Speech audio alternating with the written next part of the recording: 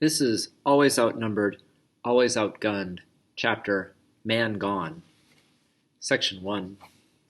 It was 5:36 p.m. by Socrates' new digital watch when Karina Shakur came calling. He knew it was her knocking, but he went to the door anyway. She stood a few feet back, showing no intention of coming any closer. "Have you seen him?" the tall young woman asked, her lips and nose curling into disgust.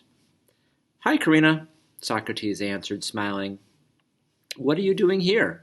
Are you looking for Howard?" Karina was too angry to answer his polite question. She moved her head from one side to the other and clutched her shoulders, clenching them tightly as if trying to make her body into a fist. "Come in," he said. "Come on in." Before she could decline or say no, Socrates turned around and went back into his small apartment. He took the 2.5 steps across his kitchen and went through the doorless doorway into his sleeping room. "I'll get you a chair from in here, Corey," he called over his shoulder. "I found some old kitchen chairs and patched them up or fixed them." Socrates picked up the yellow vinyl and chrome chairs and carried them back to the kitchen. Karina was standing in the doorway, the sun silhouetting her long, curving figure. To silhouette means to look at something from the side.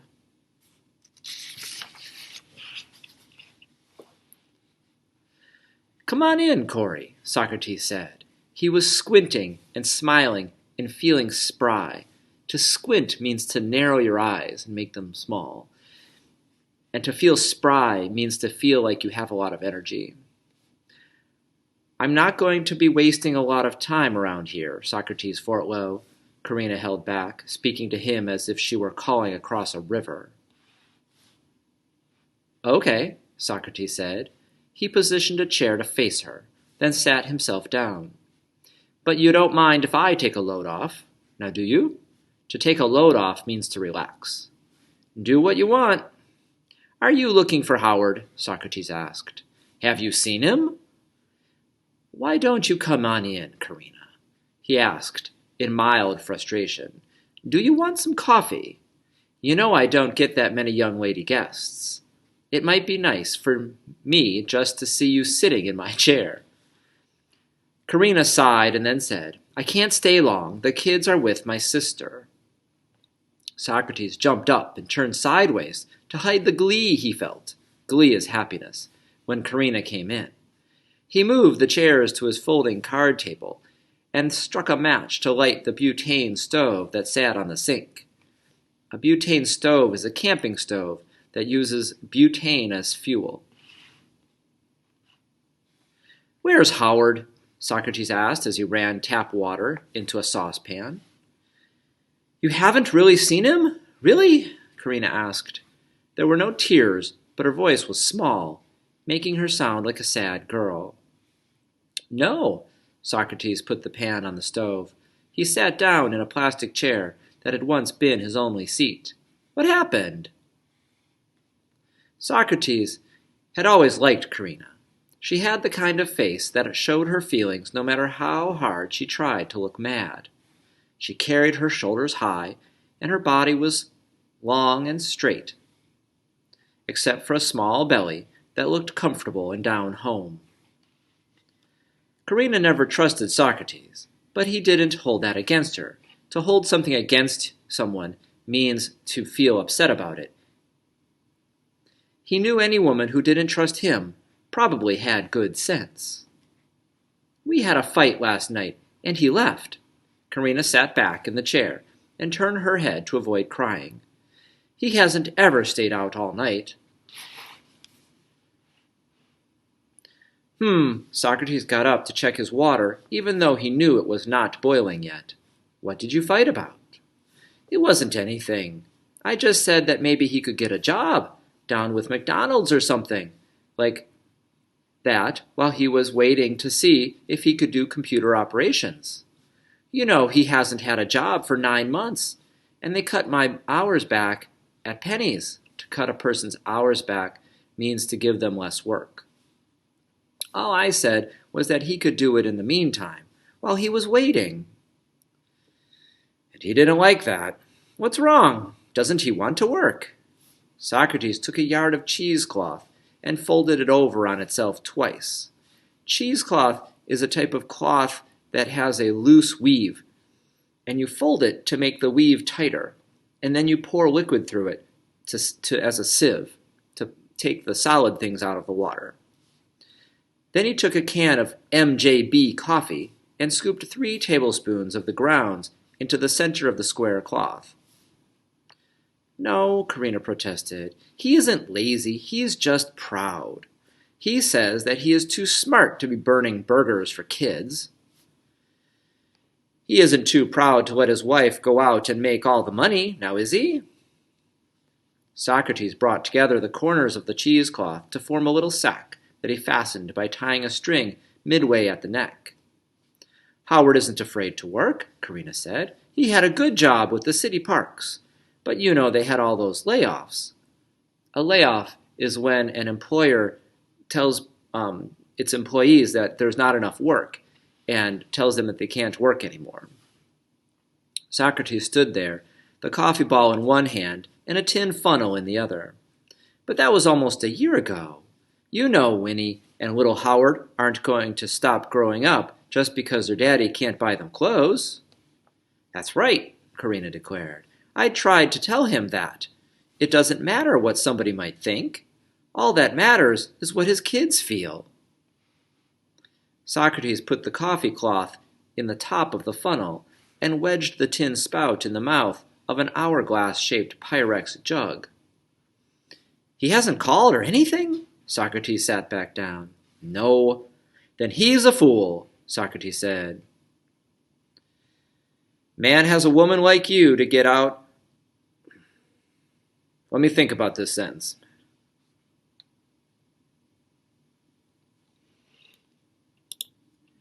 This is a complicated sentence. I think it means that if a man has a woman like you that has to go out on these dangerous streets to go to work every day, and the woman has his kids and feeds them too, then, if that's the case, then you know I would be working at McDonald's in the afternoon and Burger King at night.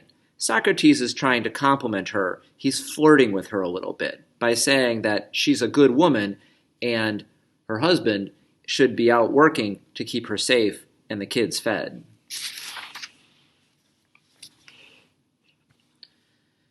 Socrates showed Karina his best grin. A trace of a smile skimmed her pouting lips. I'm not asking for too much, she complained. You know I have to go to work at J.C. Penney's. I do all the housework, and then I have to be with the kids every second that...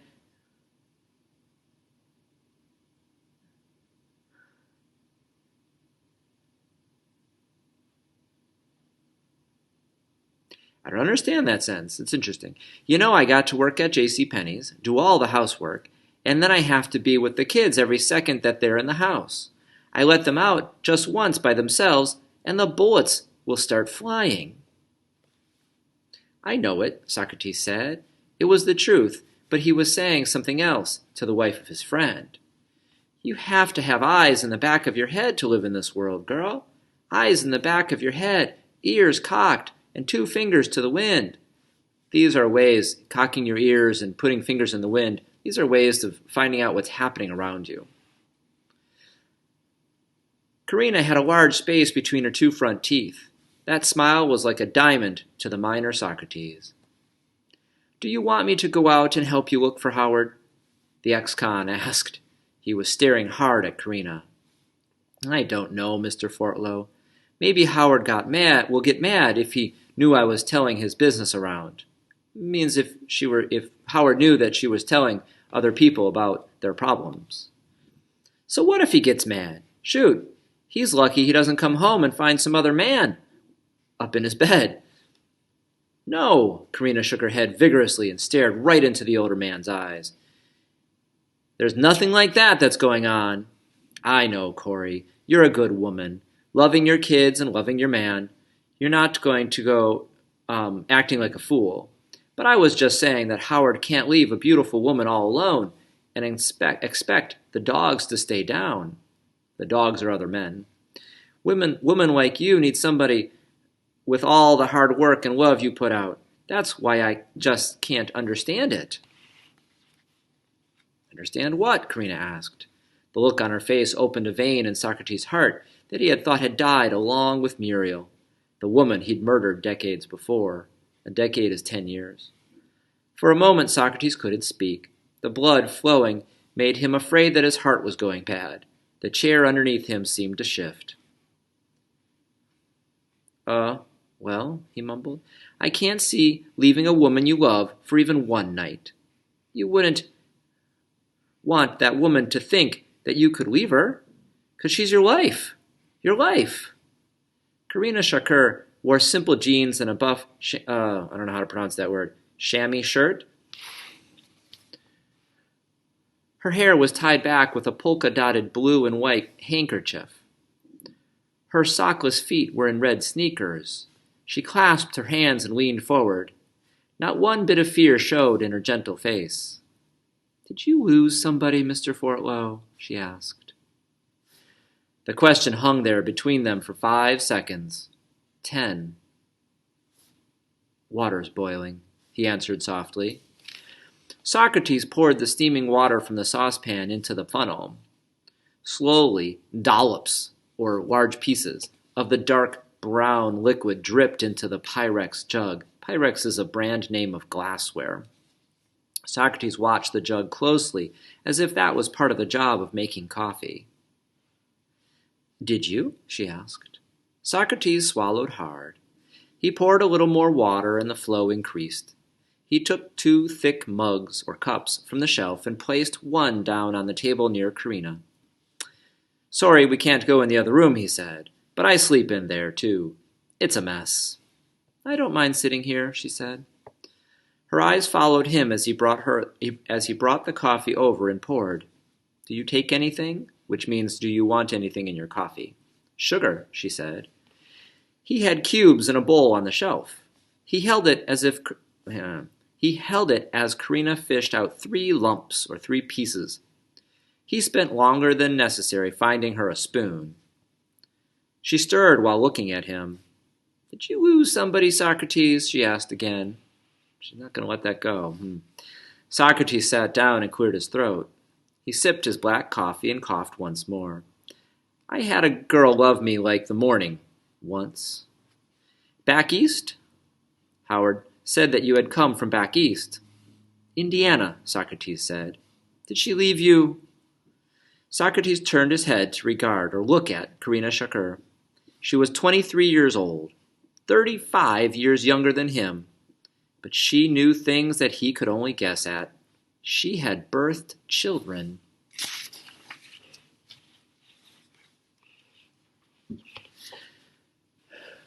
She probably believed in God. She woke up in the morning thinking about how things could get better or stay good. What was her name? Karina asked. Do you want Howard back, Corey? I guess. She looked down at her long fingers. I get kind of fed up is all. You know, I try to make things good for him, but he's so mad all the time. I try telling him that he has to get over that. And he knows it, but it's like it's too much for him. Karina shook her head and sipped her sweet coffee. When she ran the tips of her fingers around the rim of the mug, Socrates felt his heart clatter again. He wants to go dancing and to the clubs like when we were going out, but we have kids now. What can I do about that? My sister can't take them all the time. I mean, I can't help it if he's too proud. I can't work 2 jobs because he won't work 1. But if I say it, then he gets mad, and I just don't know if it's worth it. Karina gazed at the floor, but her eyes held the knowledge that Socrates was watching her. He watched until Karina was almost finished with her coffee. Could I say something to you, girl? If Socrates had had a hat, he would have held it over his heart. What? I mean, I don't want you to get mad or to think that I'm trying to do something behind Howard's back. I couldn't do that. Okay, Mr. Fortwell, what do you have to say? Do you want some cake? I have some days-old devil's food from Bounty up in the closet. No, I don't want any cake. I want to hear what you have to say, and then I have to go. Socrates put his strong hands on his knees and leaned forward. You are a beautiful woman, Karina. Smart and sure, and the kind of woman a man could count on. What they used to call a good woman back home. And when I look at you, I find a part of me hoping that the fool doesn't come back. 'Cause you know, I want to be in your door with flowers and baby toys. I just sit here and look at you, and I can see all the things in my life that I missed. Karina glanced over her shoulder at the door. Don't worry, honey, Socrates said. I don't know what you heard about me, but I'm not trying to do anything. And this isn't any secret sidetrack kind of thing either.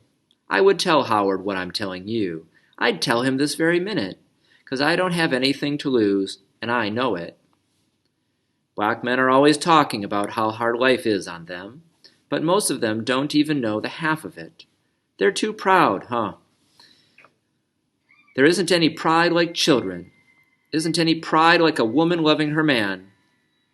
Socrates felt the sheen of sweat across his face. He heard the fever in his own voice. Tears sprouted in Karina's eyes, and she didn't try to hide them. Right after you leave, I'm going to go find Howard, and I'm going to tell him what I just said to you. And if he doesn't listen, I'm going to come up to your door with a job and candy for the kids. Socrates stood up, and Karina followed suit, like a small sail caught in a larger boat's wake. He led her to the door and whispered, Don't worry. The kind of luck I have, he'll probably be home before you are. Karina listed forward and then stopped. Then she swayed forward again and kept going until her full lips were at the corner of Socrates' mouth. The kiss was a testament, or proof, that she had heard his words, and she wasn't afraid of how he felt.